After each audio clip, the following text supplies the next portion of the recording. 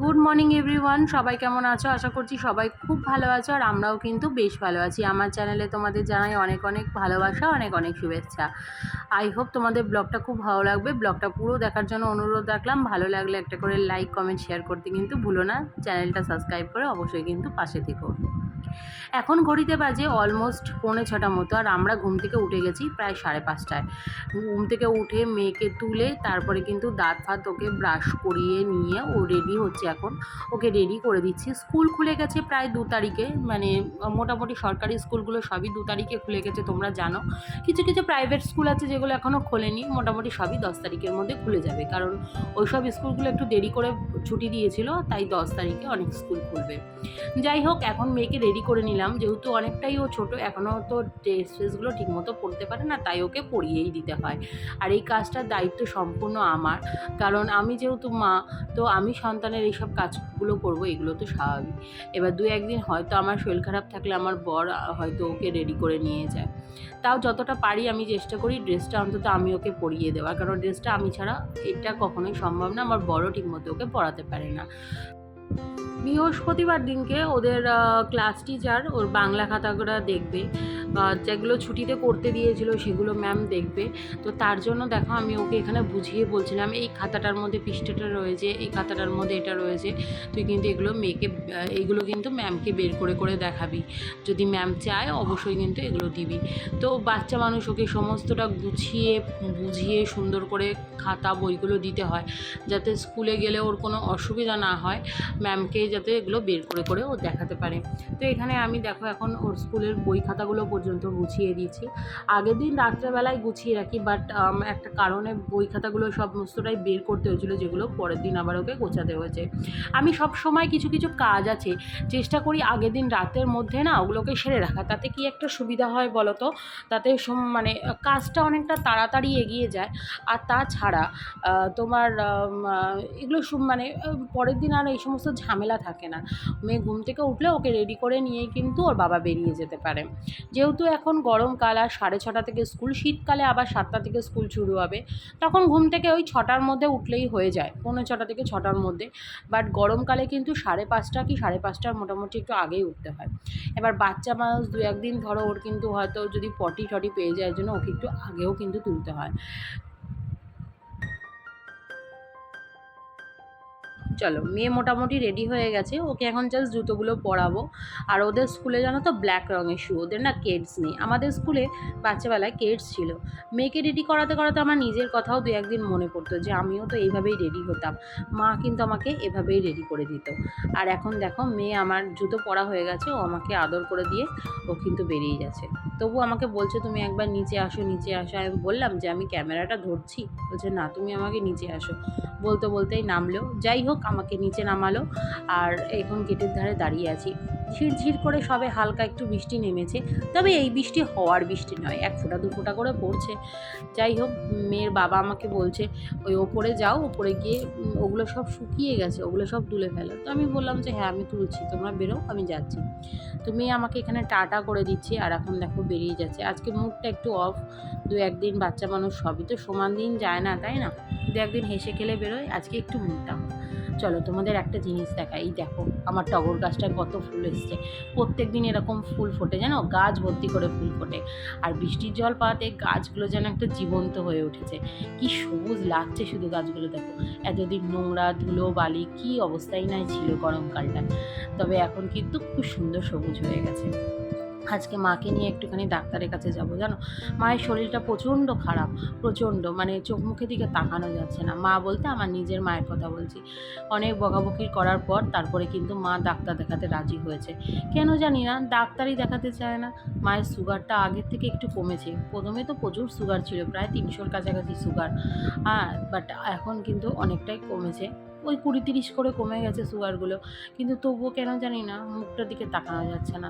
কী tension করে সারাটা দিন আমি এটাই বুঝি না, যে কেন এত সুগার হচ্ছে, কেন এত হচ্ছে। শুধু শুধু চিন্তা ভাবনা এই সমস্ত করে করে যেন নিজের রূপটাকে বাঁধিয়েছে। আসলে বাবা চলে যাওয়ার পর থেকে মায়ের না মনটাই ভেঙে গেছে। স্বাভাবিক, একটা সংসার চালাতে হবে। ছেলেটা বলতে দেখো আমার ভাই এখন টুকটাক রোজগার করছে ঠিকই, কিন্তু তবুও একটা চিন্তা কোথায় না কোথাও থেকেই যায়। তারপরে সত্যি কথা বলতে কি বলতো, স্বামী থাকা মানে না মেয়েদের একটা ব্যাক সাপোর্ট, যে কত বড় ব্যাক সাপোর্ট। স্বামী যতদিন সুস্থ থাকবে ততদিন না, সেটা আমি একদম নিজের মাকে রেখে বুঝতে পারছি। তো যাই হোক, এখানে এখন দেখো আমি চা খেয়ে নিচ্ছি, আর এখন তাড়াতাড়ি করে ঘরের কাজকর্মগুলো সারবো। যখনই ভাবি তাড়াতাড়ি সারবো তখনই আমার বর দেরি করে দেয়। স্কুল থেকে ফোন করেছিল, মেয়ের বার্থ সার্টিফিকেট একটু দরকার, বললাম যে বার্থ সার্টিফিকেটটা বের করো, আর সমস্ত ধরনের জিনিস বার করেছে। দেখো আমার কতগুলো স্ট্যান্ড, কাজের জন্য কতগুলো স্ট্যান্ড আমাকে স্টকে রাখতে হয়। আর ওই যে বড় স্ট্যান্ডের বাস্কটা দেখলে, ওটা ক্যামেরায় লাগানোর জন্য। জানো তো, দুদিন পর থেকে ক্যামেরায় কাজ শুরু করব, দেখি কেমন হয়। যাই হোক, তো চলো, ভালো মন্দ মিশিয়ে আশা করি নিশ্চয়ই ভালো হবে। আর এখানে এখন দেখো আমি কিন্তু সুন্দর করে সমস্ত জিনিসগুলোকে গুছিয়ে নিচ্ছি। ও বের করে রেখে গেছে, ওগুলোকে আমাকে এখন গুছিয়ে রাখতে হচ্ছে। আর রোদ্দুর উঠেছে, তবে খুব একটা রোদ্দুর সেরকম যে বাইরে আছে আজকে তাও না, তবে সকালবেলাটা মোটামুটি হালকা গরমই লাগছে। আর মেঘ মেঘ ওয়েদার, যেহেতু মেঘ মেঘ ওয়েদার থাকলে আরও একটা অসুবিধা হয়, কি বলো তো, ভ্যাপসা গরম লাগে। আমার তো একদমই ভালো লাগে না বর্ষাকাল, জানি না তোমাদের কেমন লাগে। তবে হ্যাঁ, একটা জিনিস খুব ভালো লাগে, বর্ষার পরে যখন সুন্দর একটা জমকালো আকাশ দেখা যায় না, তখন মনে হয় যেন একদম পুজো ঘরের দোরগোড়ায় চলে এসেছি। আর এবার তো পুজো অনেক তাড়াতাড়ি, চলো তাড়াতাড়ি করে কাজ সেরে নিই, কারণ মেয়ে আসবে, ওকে টিফিন খেতে দেবো, আমরা নিজেরা খাবো, তারপরে আবার তাড়াহুড়ো করে আজকে কাজ সারতে হবে। কেন, মাকে নিয়ে ওই যে বললাম 1:30টার সময় ডাক্তারবাবু বসবে, তো ডাক্তারবাবুকে দেখাতেই হবে আজকে। পারেন আজকে না দেখালে কিন্তু অসুবিধা আছে। তো ওর জন্য তাড়াতাড়ি করে কাজ সেরে নিই। ড্রেসটা চেঞ্জ করে নিলাম, নাইটিটা চেঞ্জ করে নিয়ে স্নান টান সকালবেলা একটু করে নিলাম, করে নিয়ে এসে এখন কিন্তু বাকি যে কাজটুকুনি রয়েছে সেটুকুনি ছাড়ছি। আসলে মেয়ে যখন স্কুলে চলে গেছিলো, এই কাজগুলো আমার অনেক তাড়াতাড়ি হতো, বাট আমি একটু ঘুমিয়ে নিলাম, একটু বিশ্রাম করে নিলাম, দেখলাম চোখটা কটকট করছে, ভাবলাম 2 ঘন্টা একটু ঘুমিয়ে নিই। তো ওই কারণে কিন্তু একটু দেরি হয়ে গেল, তবে কোনো অসুবিধা নেই। আজ আবার রান্না বান্নাও প্রচুর রয়েছে, জানো তো। দুপুরবেলার মেনুতে কী কী করেছিলাম সেটা তোমাদের এখনই জানিয়ে দিচ্ছি, কারণ দুপুরবেলা আমার আর টাইমও হয়নি, আর ভালোও লাগছিল না। দুপুরবেলাটা একটু ক্লান্তই বোধ করছিলাম, যে কতক্ষণে শোবো সেটাই ভাবছিলাম, যেহেতু অনেক সকালবেলা উঠে 2 ঘন্টা ঘুমিয়ে নেওয়ার পরও একটা সারাদিনের ক্লান্ততা থাকে। তো বলে দিচ্ছি, পুঁই শাক করেছিলাম মাছের মাথা দিয়ে, ভেজ ডাল করেছিলাম, আর করেছিলাম হচ্ছে 3 রকমের ভাজা, ওদিকে ছিল হচ্ছে ইলিশ মাছের ঝোল, ওদিকে ছিল হচ্ছে মুড়ি ঘন্ট। আর মেয়ের জন্য স্কুল থেকে একটা সেদ্ধ ডিম দিয়েছিল, ও দুপুরবেলায় সেই সেদ্ধ ডিমটা দিয়ে খেয়েছে। বাসনগুলো, সকালের বাসি বাসনগুলো একটু মেজে নিচ্ছি, আগের দিনের যে বাসনগুলো, তারপরে কিন্তু রান্না করব। আর রান্নার পরে কিন্তু তোমাদের সাথে সেরকম কথা হবে না, একদম দেখা হবে ডাইরেক্ট হচ্ছে ঠাকুর ঘরে। আজ তো আবার বৃহস্পতিবার, যেন আমাদের বাড়ির সামনে যে ছেলেটা আসে না, ওর না করোনা হয়েছে, মানে টাইপ অফ করোনার মতো, প্রচণ্ড জ্বর সর্দি কাশি। তোর জন্য কদিন ধরে আসতে না দেখে বরকে একটু বাজারেও যেতে হয়েছিল আজকে ফুল আনতে। তো যেহেতু বৃহস্পতিবার, তো ফুল না আনলেও একটু কেমন লাগে, মনের ভেতরটা খচখচানি লাগে, কারণ ঘট পাততে হবে। প্রত্যেক গৃহস্থ ঘরেই এই ব্যাপারটা রয়েছে যে বৃহস্পতিবার দিন একটু ফুল টুল লাগবে। হ্যাঁ, এবার যাদের বাড়িতে আম শাখা আম পাতা আছে তাদের ব্যাপারটা আলাদা, তবে বেলপাতা, তুলসী পাতা সমস্তটাই তো জোগাড় রাখতে হয়, তাই না। আর এখানে দেখো পুঁই শাকগুলো কেটে নিচ্ছি, আর চলো তাড়াতাড়ি করে আগে কাজ করে রান্না সেরে নিই, মাকে দেখিয়ে আনি ডাক্তার, তারপর আবার তোমাদের সাথে দেখো এখানে চলে এলাম, এখন ঠাকুরঘর মুছছি। ডাক্তারখানা থেকে এসে আমি স্নান করে নিয়েছি, স্নান করে ঠাকুরঘর মুছে এখন কিন্তু ঠাকুর দেবো। যেহেতু আজকে বৃহস্পতিবার, অনেকটাই টাইম লাগবে আমার ঠাকুর গুছিয়ে পরিষ্কার করে ফুলের মালা দিয়ে সাজিয়ে ঠাকুর দিতে অনেকটা টাইম লেগে যায়। এই কাজটা আমার সকালবেলাটা করা উচিত ছিল।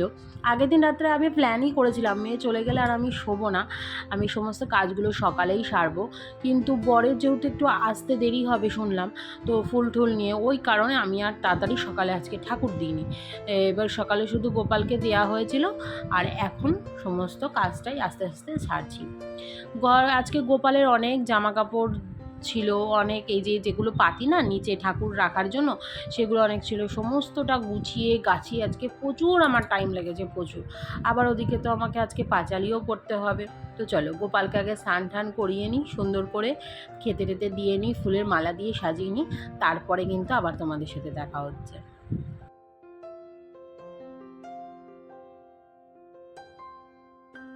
দোল পূর্ণিমা নিশি নির্মল আকাশ, ধীরে ধীরে বহিতেছে মলয় বাতাস, লক্ষ্মী দেবী মামে বসে করি নারায়ণ, করিছেন নানা কথা সুখে আলাপন, হেনাকালে পিনা নিয়ে আসে মুনিবর, নারায়ণের সাক্ষাতে কহিল বিস্তর।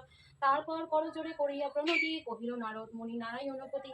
কহমাতা এ কেমন তোমার বিচার, চঞ্চল চপলা ফিরিদারে দ্বার। পলকের তরে তব নাহি কোনো স্থিতি, মর্তবাসী সততায় ভুগিছে দুর্গতি। সতত ক্রিয়ারত নর নারীগণ, অসহ্য যাতনা পায় দুর্ভিক্ষ ভীষণ।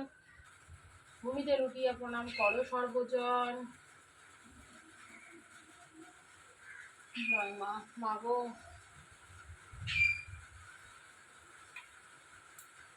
দুপুরবেলা মনটা খুব ভারাক্রান্ত ছিল, তার জন্য সেভাবে কোনো ভিডিও তোমাদের সাথে শেয়ার করিনি।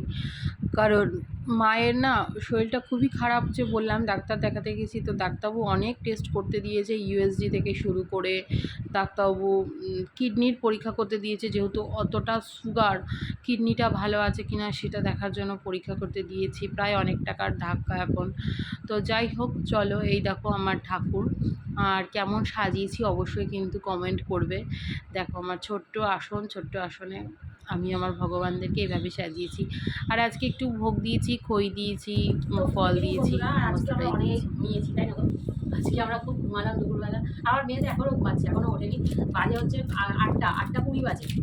তো এখন খাচ্ছি হচ্ছে আমার পর আমি চা আর বিস্কুট, ঠিক আছে, চা আর বিস্কুট খাচ্ছি। তো চা বিস্কুট খাবো। আর রাত্রে আজকে আমাদের স্পেশাল মেনু রয়েছে। দাদা বৌদি থেকে একদম বিরিয়ানি আসবে, মাটন বিরিয়ানি। এর মাটন খাওয়া বারণ, ইউরিক অ্যাসিড ধরা পড়েছে। আমি তো বললাম দুদিন আগে, আমাদের তোমরা অনেকে ব্লগে শুনেছো, আবার অনেকে জানো না, তো বলে দিচ্ছি ইউরিক অ্যাসিড খাওয়া ধরেছে, ইউরিক অ্যাসিড হয়েছে, খাওয়া ধরেছে বলছে, তাও মাটন খাবে। যাই হোক, যে যা রিক্সে খাবে, ব্যথা হলে বুঝবে মজা। আর আমি আমি কী বলবো, যাই হোক, এবার রাত্রেবেলা আরও অনেক কিছু মেনু আছে। তো কী কী মেনু আছে সেগুলো রাত্রেবেলা তোমাদের দেখাবো। এখন আমাদের চা বিস্কুট খাচ্ছি। আর অ্যাকচুয়ালি আজকে আমাদের না যাওয়ার কথা ছিল হচ্ছে বড় মার মন্দিরে। মানে আমার বর একটা লটারি পেয়েছে। লটারি কত টাকা পেয়েছিল জানো? 600 টাকা। কত পেয়েছো সেটা বলো? 600 টাকা পেয়েছে। এবার 600 টাকায় বা কে যায়?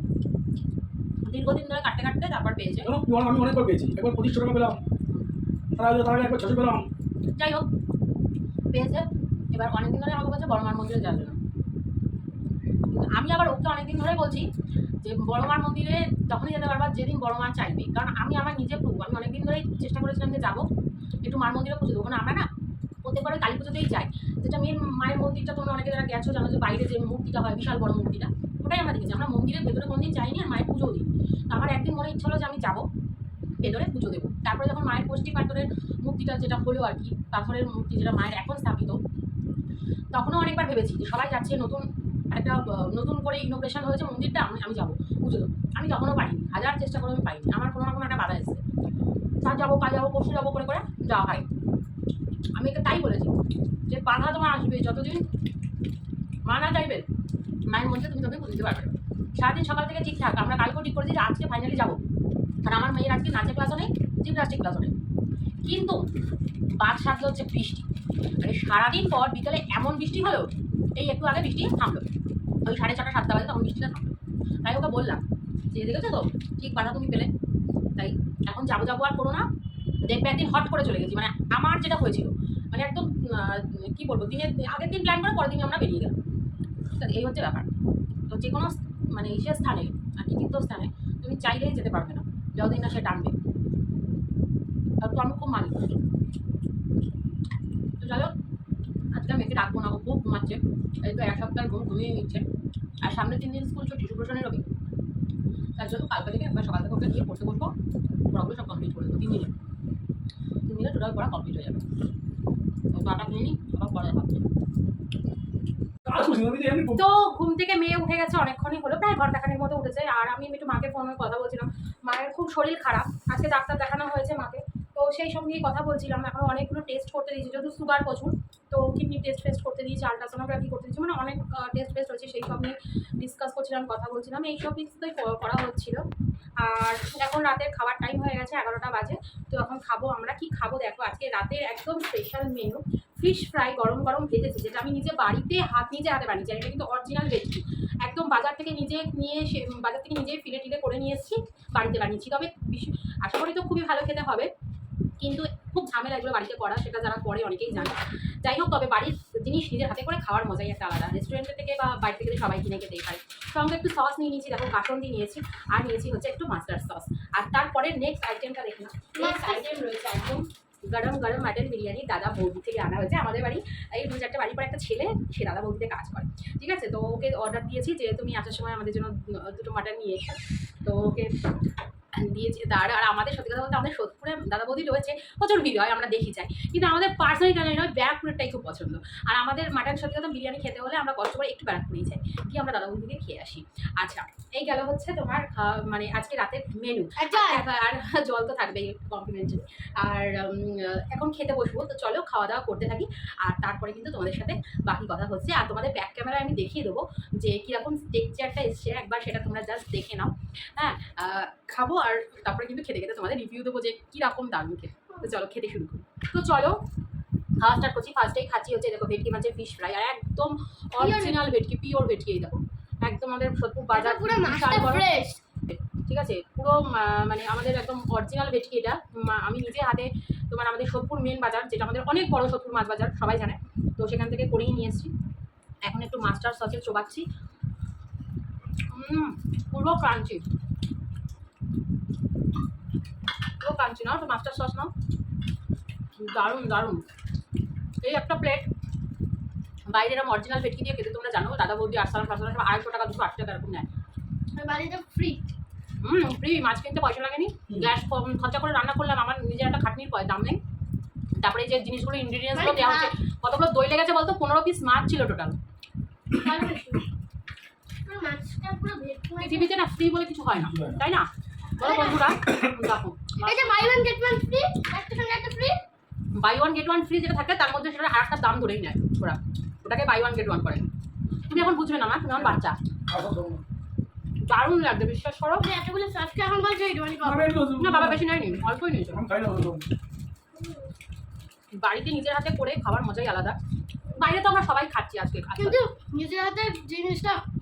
আমরা বিরিয়ানি মানে দাদা বৌদি ছাড়া আর আরসালাদ ছাড়া কিছুই ভাবতে পারি না। তো দেখো 2টো ব্র্যান্ডই আমাদের খুব পছন্দ। আলুটা এত সফট এসছে, কত বড় একটা মাংসের পিস, নাল্লি পিস, আর আমার মেয়ে খুব আনন্দ করে খাচ্ছে। ফার্স্ট টাইম খেয়ে বলি কেমন বিরিয়ানিটা, সরি বিরিয়ানিটা যে কালো একটু গায়, थोड़ा सा चिकन, একটুখানি চিকেন মাপো মাপো। দিয়ে মটন দেখেন মটন পিসটা না নালিটা আরেনি। হ্যাঁ, সেই ডিবাপির মতো ঝরে, একান্ত আপনের মতো ঝরে ঝরে পড়ছে, ঝরে ঝরে পড়ছে।